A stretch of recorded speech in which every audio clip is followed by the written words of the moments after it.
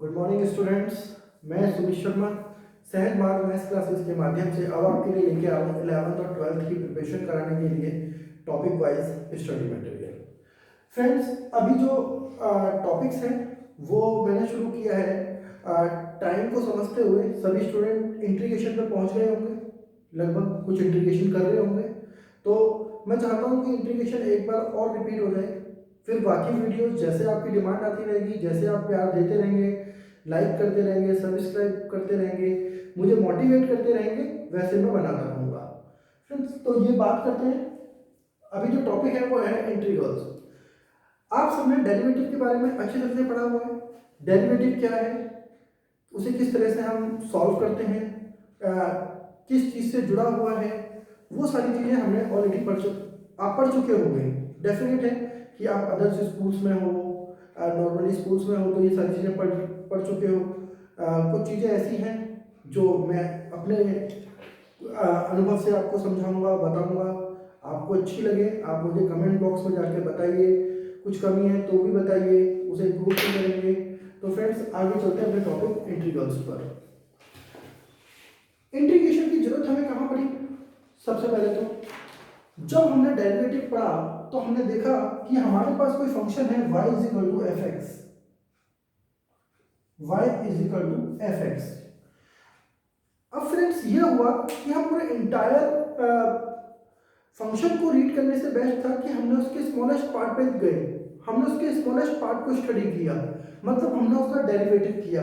अब इस डेरिवेटिव को हम काफ़ी तरह से डिफाइन करते थे, द रेट ऑफ चेंज से, या हम स्मॉलेस्ट पार्ट देख लेते हैं, जैसा कि आप जस्ट लाइक फिजिक्स पढ़ते हैं, थोड़ा सा फिजिक्स में आप लेते हो कि छोटे से स्मॉलेस्ट पार्ट पे वर्क करते हैं, तो वही वो पार्ट जो होता है वो डेरिवेटिव में कन्वर्ट हो जाता है, उसी को हम डेरिवेटिव कह देते हैं। उसी टाइप से फ्रेंड्स, यदि हम इसका डेरिवेटिव करते हैं तो हमें मिल जाता है dy by D x function का, और वो स्मॉल एफ बन जाता है जो कैपिटल एफ एक्स था।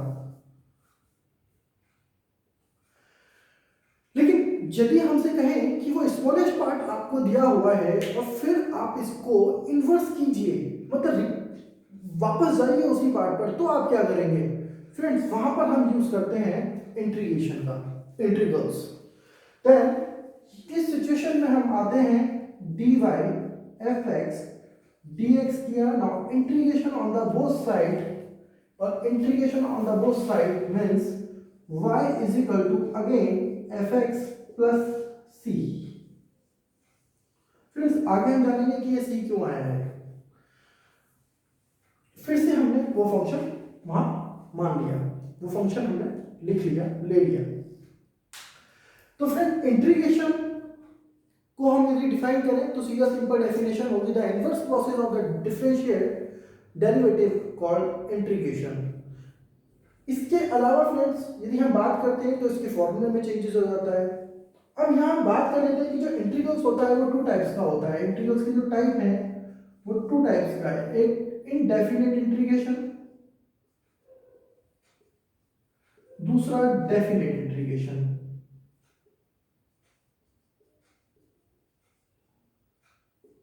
दोनों चीजें एक ही है फ्रेंड, आप जानते हैं इंटीग्रल्स और इंटीग्रेशन लगभग एक ही है, एक ही चीज है। हाँ फ्रेंड, तो इनडेफिनेट इंटीग्रेशन और डेफिनेट इंटीग्रेशन को आप समझते हैं। सपोज कीजिए कि मुझसे ये कहा जाए कि मुझे एक स्कूल में सर्वे करने के लिए भेजा जाए, और मैं एक क्लास के अंदर एंटर कर जाता हूँ और बोलता हूँ कि मैंने इस क्लास में अच्छी क्वेरी कर ली है 11th या 12th में से। तो उसके बाद मैंने क्या करना है, मुझसे कहा गया कि अब आपको इस स्कूल के बारे में कुछ चीज़ें, आप एक रिपोर्ट तैयार कीजिए, एक बड़ी रिपोर्ट तैयार कीजिए, मतलब आप इंटीग्रेशन कर दीजिए इस स्कूल की स्पेशलाइजेशन का। आप बताइए कि यहाँ पे क्या क्या खूबियाँ हैं। बट मैंने क्या किया, मैं पूरे स्कूल में नहीं घूमा, मैंने एक स्मॉलेस्ट एलिमेंट पर वर्क किया, वो शायद पर्टिकुलर कोई एक क्लास हो सकती थी, और मैं गया उसके माध्यम से मैंने पूरे स्कूल के बारे में डिफाइन किया। अब पूरे स्कूल के बारे में डिफाइन किया,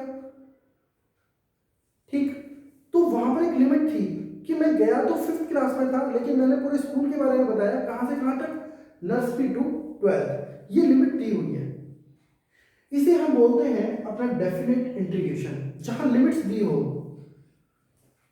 और जो हमारा इनडेफिनेट इंटीग्रेशन होता है उसमें पर्टिकुलर लिमिट्स नहीं दी होती हैं। जैसे हम बात करें तो आपने डेरिवेटिव पढ़ा है, डेरिवेटिव में कंटिन्यूटी भी पढ़ा होगा। जब फंक्शन कंटिन्यूअस होता है तो वो फंक्शन जो है कंटिन्यूअस होता है एक लिमिट के अंदर। हम हमेशा लिखते हैं this function is a differentiable and continuous at in a, b या a to b। तो वही वो जो लिमिट्स है वो डेफिनेट इंटीग्रेशन के अंदर आ जाती है। और फ्रेंड इनडेफिनेट इंटीग्रेशन के अंदर लिमिट्स नहीं होती हैं, हम वहां पे लिमिट्स का यूज नहीं करते हैं। आपने जनरली डेफिनेट इंटीग्रल को काफी बार देखा भी होगा, हम लिखते हैं कि a to b इंटीग्रेशन कर रहे हैं, बट इनडेफिनेट के लिए केवल ये साइन होता है। उसके बाद फ्रेंड्स अभी आप मेरी एक वीडियो और देख सकते हैं, मैंने वहां पे खुद भी ये समझाया है कि जो डेफिनेट इंटीग्रेशन होता है और इनडेफिनेट इंटीग्रेशन का जो डिफरेंस है वो कैसे है। दूसरा क्या है कि इस साइन को हम इसी टाइप से क्यों बनाते हैं, ये भी एक क्वेरी आती है कि भाई हम इंटीग्रेशन को इसी तरीके से क्यों रिप्रेजेंट कर रहे हैं।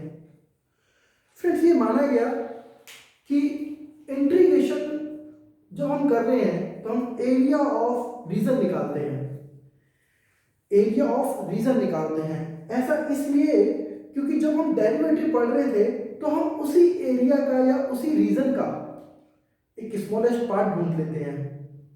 ठीक कुछ ऐसे इस तरीके से यदि हम डेरिवेटिव करते हैं तो हम ये मान लेते हैं कि कोई हमारा फंक्शन था जिसका ग्राफ लगभग आप ऐसे मान लीजिए और वो a to b कंटिन्यूअस था और डिफरेंशिएबल था, बट हमने जब डेरिवेटिव किया then study the smallest part dx। कुछ इस तरीके से, मैं ज्यादा डीपली नहीं जाऊंगा डेरिवेटिव में अभी, कुछ इस तरीके से ये मान लेते हैं। देखिए फ्रेंड्स जब हम इंटीग्रेशन करते हैं तो इंटीग्रेशन में क्या होता है कि इसी स्मॉलेस्ट पार्ट का की हेल्प से का यूज करके हम क्या करते हैं इस पूरे रीजन का एरिया फाइंड आउट कर देते हैं। तो ये जो साइन बनाया जाता है इंटीग्रेशन का, ये एरिया ऑफ कर्व को रिप्रेजेंट करता है। ये डाउट नहीं होना चाहिए, बहुत सारे बच्चे पूछते हैं मेरे से क्लासेस में, सर ये साइन क्यों कभी कभी तो कभी मेरे से किसी सीनियर टीचर ने भी पूछ लिया था एक बार मेरे से कि सर आप बताइए कि ये आप इंटीग्रेशन का साइन इसीलिए क्यों यूज करते हैं। आई नो कि उन्हें पता था बट वो मुझे चेक कर रहे थे। मैं भी चाहता हूँ कि मेरे स्टूडेंटों को कोई चेक करे तो वो बता पाए, ऐसा नहीं होना चाहिए कि वो नहीं बता पाए। और उन्हें देखिए मैं छोटी छोटी चीजें एक ही क्लास में डिफाइन कर रहा हूँ, इंटीग्रेशन के बारे में बता रहा हूँ ताकि वो ये जान लें कि हमें क्या क्या निकालना है। मतलब इंटीग्रेशन है क्या चीज। ऐसा नहीं है कि इंटीग्रेशन आपने कर दिया और आपको ये नहीं पता कि हम इंटीग्रेशन कर क्यों रहे हैं। ऐसे बहुत सारे स्टूडेंट्स होते हैं कि मतलब इंटीग्रेशन तो करना आता है, उससे पूछे व्हाट मतलब इसका मीन्स क्या है, इसकी इंपॉर्टेंस क्या है, और उन्हें वो नहीं पता। ऐसा नहीं होना चाहिए। इंटीग्रेशन की इंपॉर्टेंस आपको पता होनी चाहिए, बहुत इंपॉर्टेंट टॉपिक है, आगे लाइफ में भी काम आएगा। अब आप समझ गए होंगे किसी को जोड़ रहे हैं आप तो हमेशा लाइफ में काम आएगा, आप हमेशा इंटीग्रेटेड होकर काम करेंगे और करना भी चाहिए। फ्रेंड्स आगे चलते हैं। तो डेफिनेट और इनडेफिनेट इंटीग्रेशन है, ठीक। अब इस सी का यूज भी करेंगे हम। अब आगे आपको समझ में आएगा कि ये सी क्यों लगाया था, ठीक। जैसा कि हमने जान लिया कि inverse process of derivative, inverse process of derivative called integral. तो स्टूडेंट यहां पे क्या होगा, यदि हम डेरिवेटिव करते हैं x की पावर n का, जो सबसे पहला फॉर्मूला था लिमिट से लिया था हमने, वो हमारा होता है n x की power n minus one.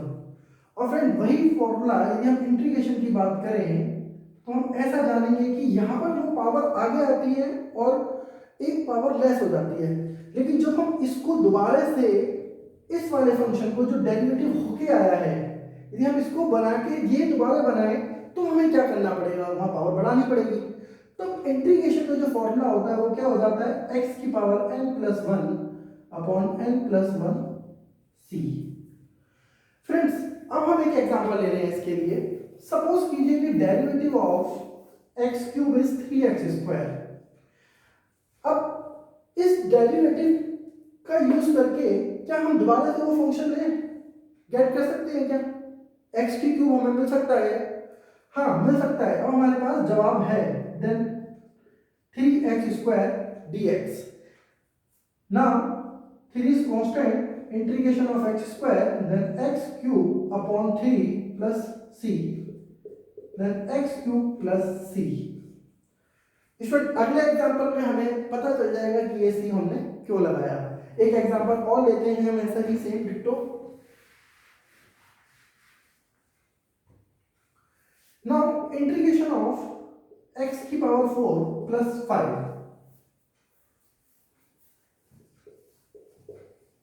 then get 4x cube. But 4x cube integration होने के बाद जो हमें मिला वो ओनली क्या था, 4x की पावर 4 अपॉन 4 प्लस c। इसमें कायदे से प्लस c मैं लगा रहा हूं, आया कहां से है, अब ये क्लियर करते हैं। देखिए यहां पर जो फंक्शन था वहां पर 5 दिया हुआ था और वो जो 5 था एक कांस्टेंट वैल्यू था। यदि इस 5 की जगह कुछ और भी हो, 5 6 7 8 9 एनी रियल नंबर हो, तो उसका डेरिवेटिव क्या हो जाएगा, 0। लेकिन जब मुझसे कहा जाए कि इस 4x की क्यूब की हेल्प से मैं इसी फंक्शन को दोबारा वापस लाऊं, इन्वर्स करूं, तो मुझे थोड़ी पता है कि वो 5 ही था। कोई स्टूडेंट बोलेगा सर मुझे 6 दे रहा हूं, कोई कहेगा 7 दे रहा हूं, कुछ -6 दे रहा हूं, -7 दे रहा हूं। तो हम उस चीज से बचने के लिए वो जो इनडेफिनिट इंटीग्रल हम बोल रहे हैं, क्योंकि हमारे पास लिमिट नहीं है, तब हम क्या करते हैं, c बनाते हैं और इस c को हम बोलते हैं आर्बिट्रेरी कांस्टेंट। आप समझते हैं, पढ़ा हुआ है आपने आर्बिट्रेरी कांस्टेंट क्या होता है, ऑलरेडी आप जानते होंगे। जो अकॉर्डिंग टू सिचुएशन चेंज होते हैं, एक कांस्टेंट होते हैं और एक आर्बिट्रेरी कांस्टेंट होते हैं। तो फ्रेंड ये बात हो गई कि ये सिंपल एक पॉलिनोमियल्स के लिए इंटीग्रेशन था, जैसे आप पॉलिनोमियल्स के लिए डेरिवेटिव पढ़ रहे हैं। अब हम आगे बात करते हैं, कुछ फॉर्मूले हैं हमारे पास।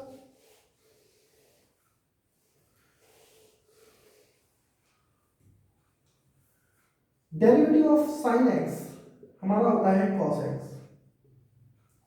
ठीक, ये काम करते हैं फ्रेंड्स, डेरिवेटिव के फॉर्मूले आपको पता है, मैं डायरेक्ट इंटीग्रेशन के फॉर्मूले लिखता हूं, मुझे पता है आपको आता है।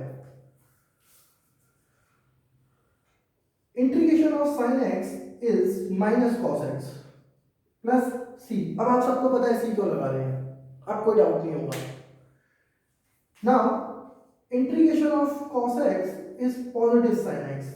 याद आया, वहां पर जब थे हम डेरिवेटिव पर थे आप, तो वहां पे derivative of sine X is positive cos X और derivative of cos X is minus sine X, but यहाँ पे इनवर्स प्रोसेस है, इनवर्स हो गया। Derivative of tan x is sec square x. Now integration of sec square dx is tan x. अब हम पूछते हैं कि सर tan x का इंटीग्रेशन क्या होता है। जैसे जैसे आगे बढ़ेंगे सबके इंटीग्रेशन पे पहुंचते जाएंगे, अलग अलग मेथड्स आ जाएंगे, अलग अलग चीजें होंगी, समझ। अभी हम केवल जनरल फॉर्मूले पढ़ रहे हैं, जो हमने पढ़ा कि इनवर्स प्रोसेस है।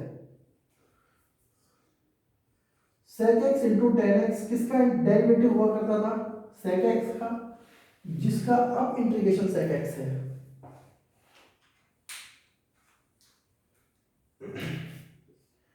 फिर से हमारा आ गया cosec स्क्वायर x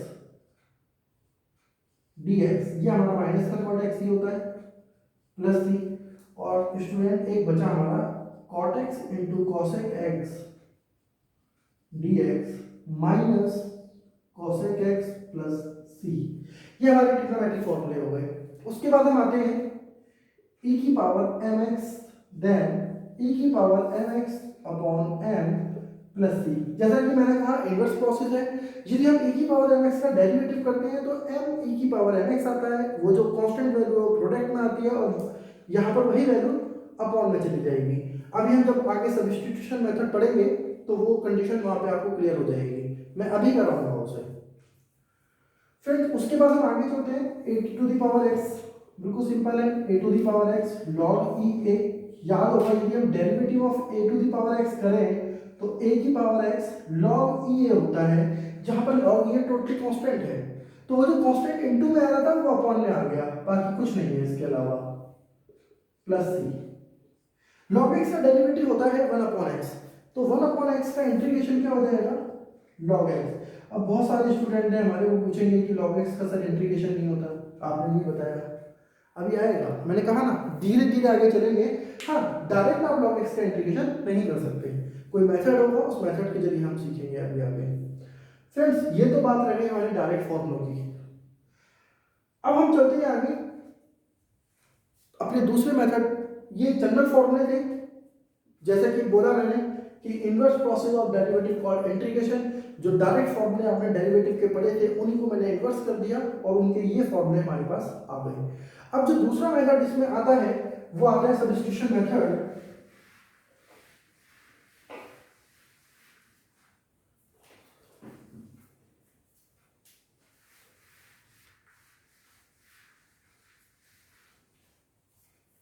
हाँ बच्चों, अब एक एग्जांपल भी कर लेते हैं।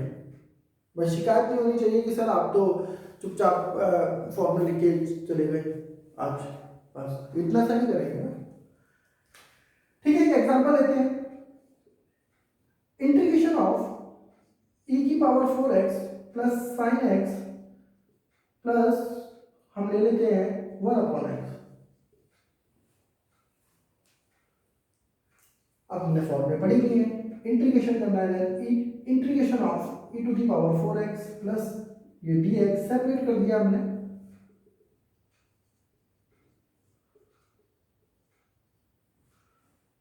तो अभी स्टूडेंट आपको पता है e to the power 4x e to the power 4x होता है, कोई चेंज नहीं होता।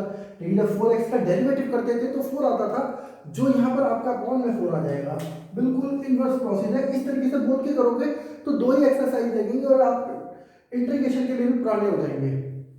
साइन एक्स माइनस का cos X plus log X plus सी।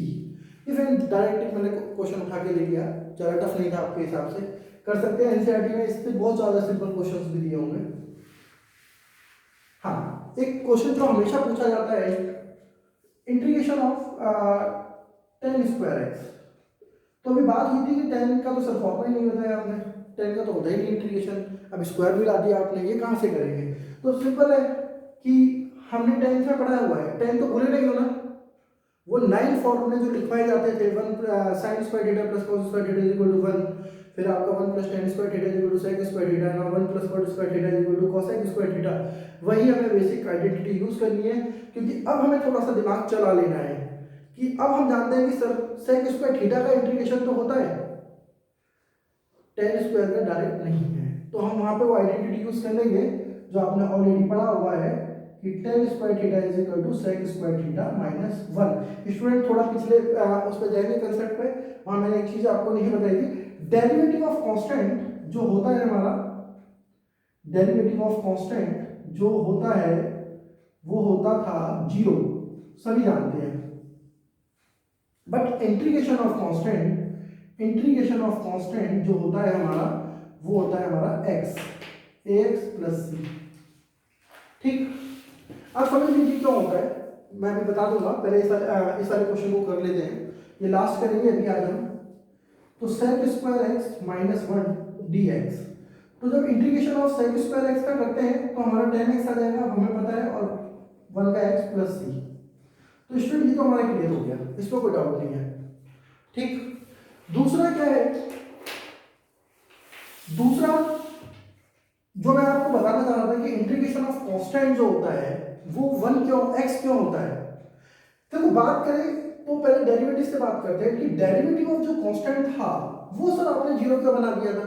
ठीक है, क्योंकि हम जानते हैं कि कांस्टेंट नंबर लिखा हुआ है तो इसे हम ऐसे मान लें ax की पावर 0, तब हम पावर आगे लेके आएंगे, और आप सब जानते हैं कि a इंटू 0 जो है, अब आप कुछ भी कर लीजिए 0 ही होता है, तो डेरिवेटिव तो आपका कांस्टेंट का 0 हो गया। लेकिन जब इंटीग्रेशन की बारी आई तो आप इसी को लिख लेंगे ax की पावर 0, और यहाँ पर पावर ऐड होती है तो 0 plus 1/0 plus 1 plus c then ax plus c। तो वो जो कांस्टेंट था वो अकेला था डेरिवेटिव में, इसलिए उसे खत्म कर दिया जाता था। लेकिन जब कुछ जुड़ रहा है, कुछ मिल रहा है, उस सिचुएशन में a अकेला नहीं होता है, उसे फिर से वही चीज मिल जाती है वापस, ax प्लस c, जो उसका खोया हुआ था वो उसे फिर से वापस मिल गया। राइट, तो फ्रेंड्स आज के लिए इतने रहने दूंगा। स्टूडेंट बच्चों थोड़ा सा ध्यान दीजिए, आपको कैसा लगा वीडियो जल्दी से लाइक शेयर जो भी आप करो, पॉजिटिव करते चले जाइए और मैं उम्मीद करूँगा कि आपको ये वीडियो देखिए। मैं अपना प्रयास कर रहा हूँ कि आपको समझ में आएगा। आफ्टर 2 ईयर मैं फिर से कोशिश कर रहा हूँ कि बच्चों ऑनलाइन क्लासेज में नहीं आ रहा है समझ में, तो चलो ठीक है, मैं वीडियो बना के देखता हूँ कि कुछ तो बच्चों के समझ में आएगा।